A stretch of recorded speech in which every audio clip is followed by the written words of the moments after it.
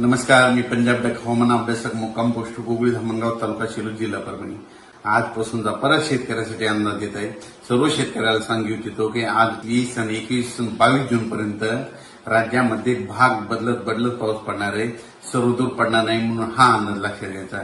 राज्यात एकंदरीत सांगायचं झालं तर राज्यामध्ये 23 जून पासून म्हणजे 23 जून ते 30 जून दरम्यान राज्यात विदर्भातून पावसाला सुरुवात होणार आहे आणि 23 जून पासून 23, 24, 25, 26 थोडा कमी प्रमाणात पाऊस राहील म्हणजे 25 जून पर्यंत.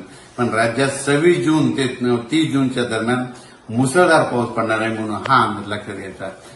राज्यातील सर्व शेतकऱ्यांना सांगायचं झालं तर म्हणजे आता ह्या 22 जून पर्यंत म्हणजे आज 18, 19, 20, 21, 22 जून पर्यंत राज्यात भाग बदलत पडणार आहे.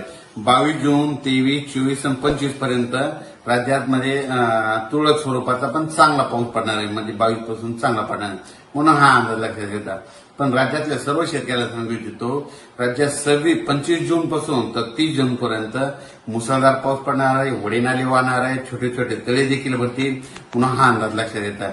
तुम्हाला एक मागच्या मध्ये उन्हाळ्यामध्ये ज्यावेळेस मी जानेवारीमध्ये अंदाजमध्ये सांगितलं होतं की सर्व शेतकऱ्याला सांगितलं होतं की शेतकऱ्यांना समजा जून मध्ये यापुढे कधीच कोणाला पाऊस कधीच विचारत जाऊ नका. दरवर्षी काय करा तुम्ही एक तारीख लिहून द्या.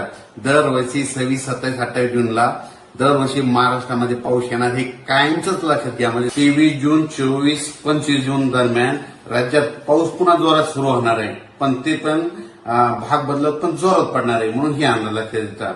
आणि 25 जून ते 30 जून मात्र राज्यात सगळीकडे म्हणजे वाहुने मुसळधार पाऊस पडणार आहे म्हणून हे अंदाज लक्षात घ्यायचा. शेतकऱ्याला सांगू इच्छितो ज्यांच्या शेतामध्ये एक ईदभर ओल आहे तुम्ही पेरणी करायला काही हरकत नाही.